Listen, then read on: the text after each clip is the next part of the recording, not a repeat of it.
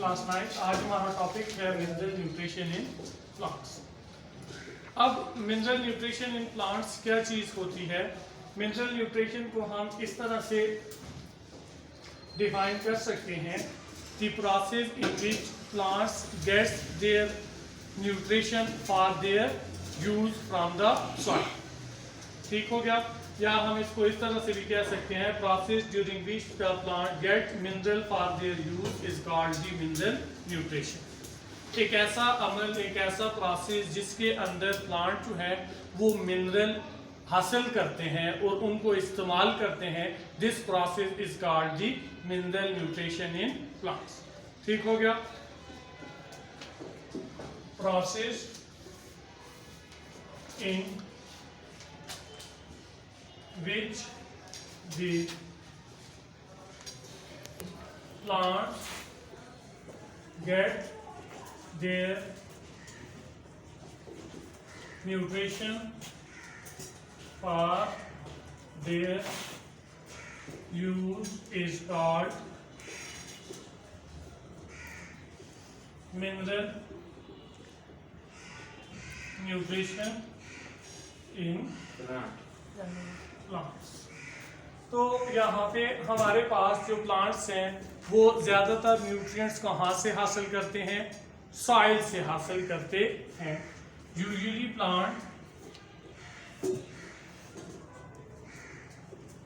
Plants get their nutrients from the soil. ज्यादातर कहाँ से ये न्यूट्रिएंट्स हासिल करते हैं जी? सॉइल से हासिल करते हैं। और कौन सी फॉर्म में हासिल करते हैं? इनऑर्गेनिक फॉर्म में हासिल करते हैं और इन न्यूट्रिएंट्स को कन्वर्ट करते हैं ऑर्गेनिक फॉर्म के अंदर। अब ये जो सर्टन मिनरल्स हैं या जो सर्टन न्यूट्रिएंट्स हैं, ये प्लांट्स को रिक्वायर्ड होते हैं for their proper function, for their proper growth, for their proper metabolism.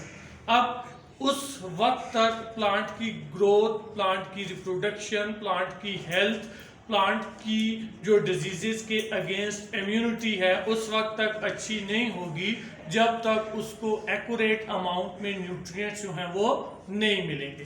तो ये तमाम के तमाम न्यूट्रिएंट्स कहाँ से मिलेंगे प्लांट को? एनवायरनमेंट से मिलेंगे। In the case of photosynthesis, photosynthesis के केस में क्या होता है? In the case of photosynthesis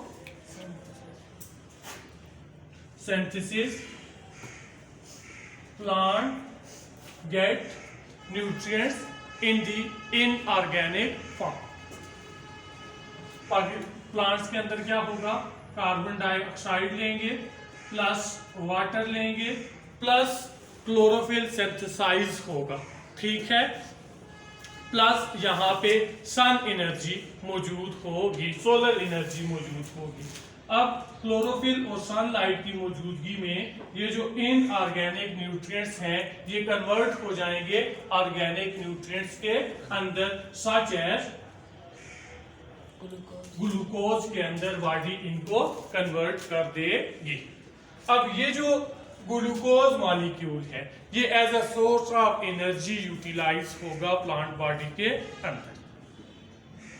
ठीक हो गया? अब यहाँ पे हमारे पास ये जो मिनरल न्यूट्रिशन इन प्लांट्स हैं, there are 16 elements that is required for the normal growth of the plant. ठीक है? यहाँ पे हमारे पास 16 एलिमेंट हैं।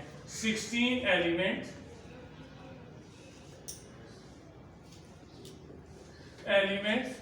are essential for the normal growth of the plant. These 16 elements are, ये 16 एलिमेंट्स हमारे पास कौन से आ जाएंगे? कार्बन, हाइड्रोजन, नाइट्रोजन, ऑक्सीजन, ठीक है, phosphorus, potassium, sulphur, phosphorus, potassium, sulphur और कौन कौन से हैं जी? और कैल्शियम, मैग्नीशियम, कैल्शियम मैग्नीशियम आ जाएंगे। और आपके पास कौन से आ जाएंगे? आयरन, बोरान, ठीक है, ये आपके पास आ गए। उसके बाद आयरन आ जाएगी, ठीक है, बोरान आ जाएगी जी, ठीक हो गया। उसके बाद कौन से आ जाएंगे जी? मैग्नीज आ जाएगी, मैग्नीज आ जाएगी। मैग्नीज के बाद कॉपर आ जाएगा, ठीक हो गया। कॉपर के बाद माइलबिडिनियम आ जाएगा, क्लोरीन आ जाएगी, ठीक है, ETC। तो ये तमाम के तमाम जो 16 न्यूट्रिएंट्स है, these nutrients are required to the plant for their normal growth and reproduction. All these nutrients are obtained by the plant from the soil. ये तमाम के तमाम जो न्यूट्रिएंट्स हैं ये कहाँ से प्लांट बॉडी हासिल करेगी? सॉइल से हासिल करेगी। अब सॉइल से किस तरह से ये न्यूट्रिएंट्स हासिल करेगी? बाय डिसॉल्व फॉर्म में ये हासिल करेगी। Usually these nutrients are dissolve in the water, और along the water molecule they are diffused from the soil to the plant body. ये सॉइल से किधर डिफ्यूज होके चले जाते हैं? प्लांट बॉडी के अंदर डिफ्यूज होके चले जाते हैं। तो जब ये सॉइल से प्लांट बॉडी के अंदर डिफ्यूज होके चले जाते हैं तो देन क्या होता है? देन प्लांट बॉडी इनको यूटिलाइज कर लेती है for their growth, for their reproduction. For example हमारे पास ये जो मैग्नीशियम है, या हमारे पास कैल्शियम है, सल्फर है, पोटाशियम है, फास्फोरस है, ऑक्सीजन है, नाइट्रोजन है, हाइड्रोजन है, कार्बन है, ये तमाम के तमाम न्यूट्रिएंट्स जो हैं ये किसी ना किसी ऑर्गेनिक कंपाउंड्स का पार्ट होते हैं। फॉर एग्जाम्पल अगर मैं बात करूं कार्बन की, हाइड्रोजन की या ऑक्सीजन की, तो ये कार्बोहाइड्रेट्स के अंदर मौजूद होंगे। कार्बन भी मौजूद होगी, हाइड्रोजन भी मौजूद होगी, ऑक्सीजन भी मौजूद होगी।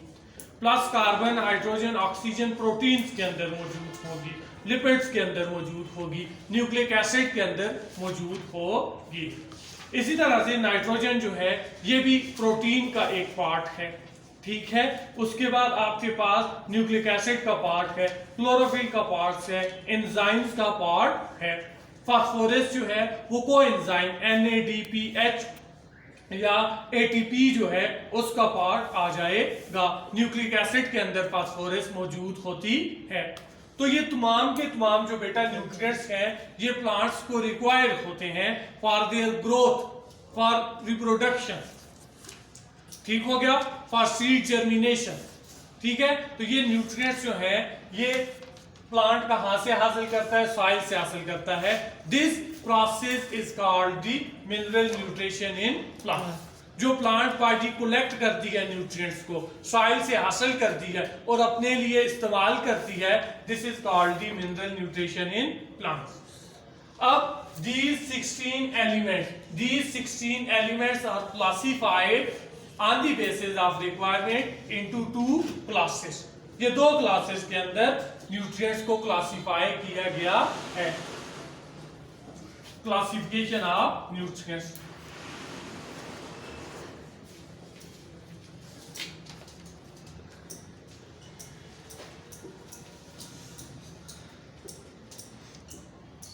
Classification of nutrients. Nutrients are classified into 2 classes. The first one is called the macronutrients.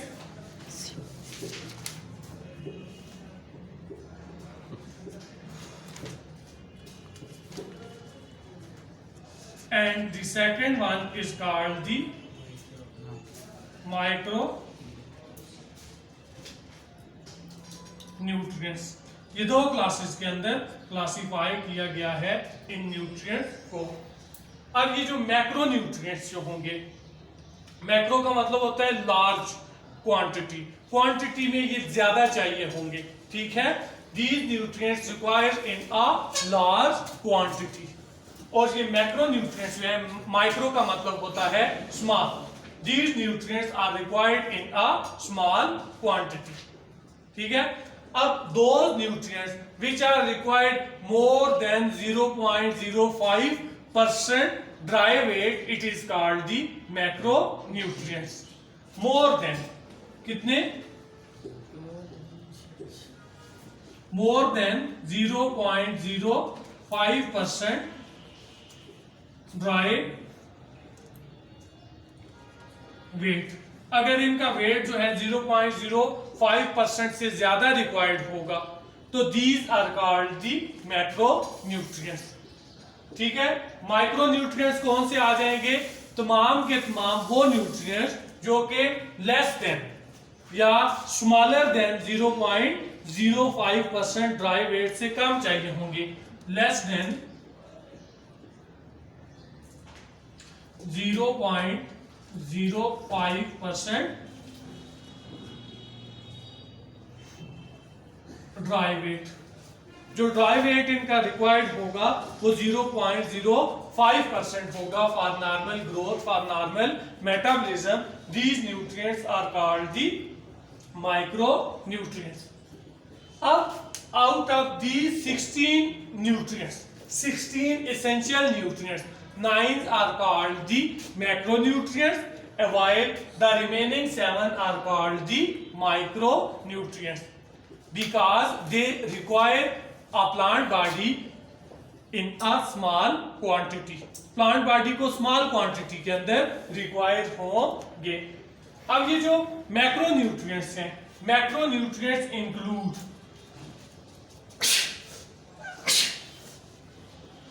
अब ये जो मैक्रोन्यूट्रिएंट्स हैं उनमें कौन कौन से आ जाएंगे जी?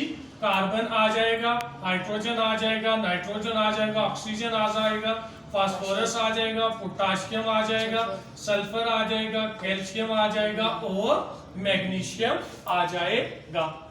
ये जो है ये तमाम के तमाम आपके पास मैक्रोन्यूट्रिएंट्स आ जाएंगे। While iron, boron, manganese, copper, chlorine, ये तमाम के तमाम जो हैं ये माइक्रोन्यूट्रिएंट्स में आ जाएंगे। ये तो था आज का हमारा टॉपिक। इसके अलावा अगर कोई क्वेश्चन हो तो आप लोग पूछ सकते हो, या इसमें भी कोई क्वेश्चन हो जो चीज़ समझ ना आई हो तो आप लोग पूछ सकते हो।